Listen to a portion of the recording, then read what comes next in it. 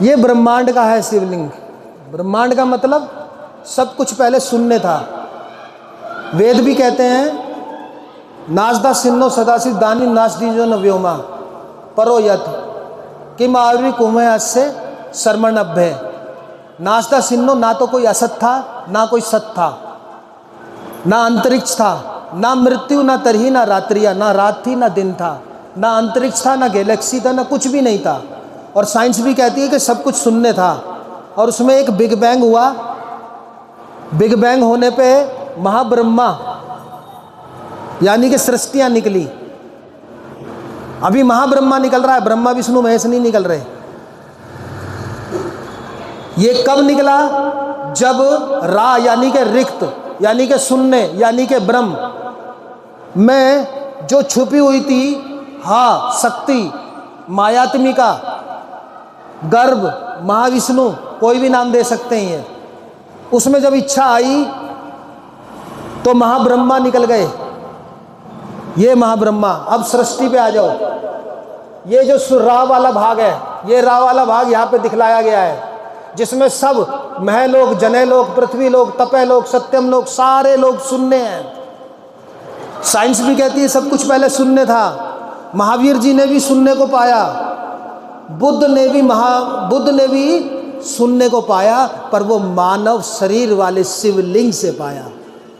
उनको कभी गलत नहीं कहता मैं, बेशक उनके शून्यवाद की जिक्र करता हूं, पर कभी मैंने बुद्ध को गलत नहीं कहा, कभी महावीर को गलत नहीं कहा।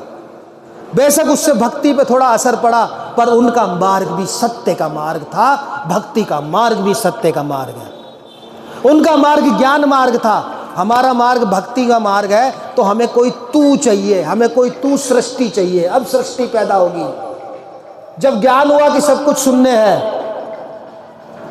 जब देख लिया कि सब कुछ शून्य है, तो माता ने कहा कि शून्यम तदखिलम लोकम विलोक्य स्वयं पूर्यमासा तेजसा, मैं तेज से भर दूं। तो ज्ञान हुआ ना उसको कि सब कुछ शून्य है, तो ज्ञान हुआ ना।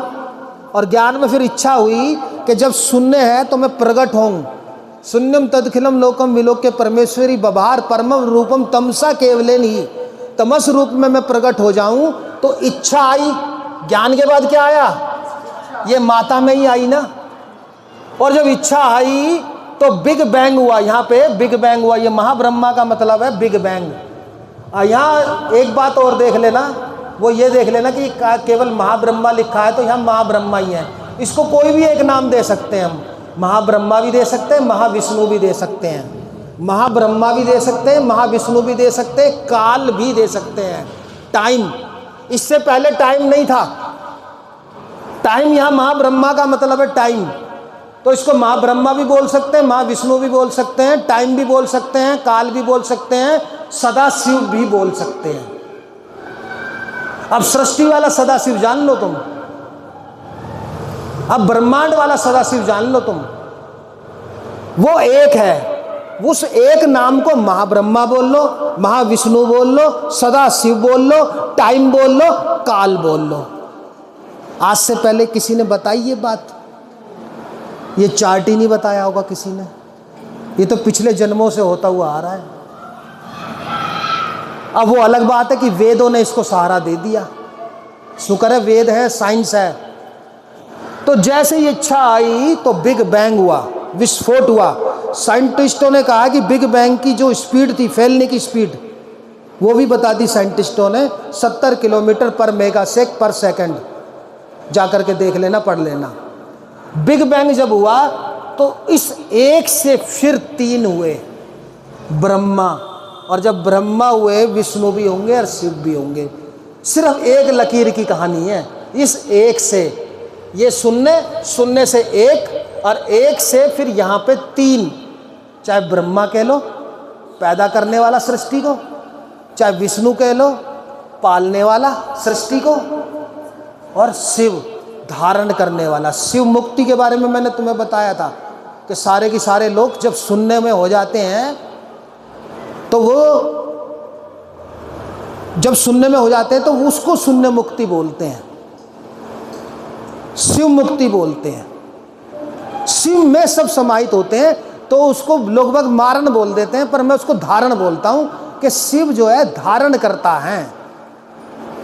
शिव जो है जितनी भी गैलेक्सियां हैं, जितने भी अंतरिक्ष हैं, सबको धारण करते हैं। वो शून्य मुक्ति है, वो शिव मुक्ति है, जिसमें सारे लोग, सारे पृथ्वियां, सारी गैलेक्सियां, सारे अंतरिक्ष समा जाएं।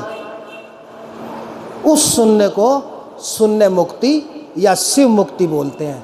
अब आ जाओ कि भी ब्रह्मा विष्णु महेश हो गए, तो इसके बाद फिर स्वर्गलोक, पितरलोक, भूलोक, पृथ्वीलोक, ये हो गए। अब कहानी ये आती है कि जो शिव मुक्ति की बात कर रहा हूं, जब ब्रह्मा 100 साल के हो जाते हैं तो सब कुछ खत्म होकर के ये रास्ता जो जाता है, ये शिव मुक्ति को जाता है। सारी सृष्टियां जितनी भी थी वो इस शून्य में विलीन हो जाती हैं, इस रे में एक हो जाती हैं, नमक पानी में घुल जाता है। यहां तक किस किस को समझ में आई बात? शिव मुक्ति वाली बात जो है। और बुद्ध महावीर वाली जो मुक्ति है, आत्यंतिक मुक्ति, वो क्या है? तुम्हारी जो मुक्ति होगी वो क्या है? तुम्हारी मुक्ति का रास्ता यहां से नहीं है। तुम्हारी मुक्ति के लिए तो शिवलिंग अपने जो शरीर में बैठा है उसको जागृत करना पड़ेगा, बुद्ध महावीर होना पड़ेगा। और जब बुद्ध महावीर होंगे तो ये पृथ्वी पे हैं बुद्ध महावीर, पृथ्वी पे हैं राम और कृष्ण, तो क्या ये यहां से जाएगा उनका रास्ता? नहीं, क्योंकि ब्रह्मा 100 साल के नहीं हुए, महाप्रलय नहीं हुई। एक तो होती प्रलय, ब्रह्मा का 1 दिन, और एक होती महाप्रलय, ब्रह्मा के 100 दिन। महाप्रलय नहीं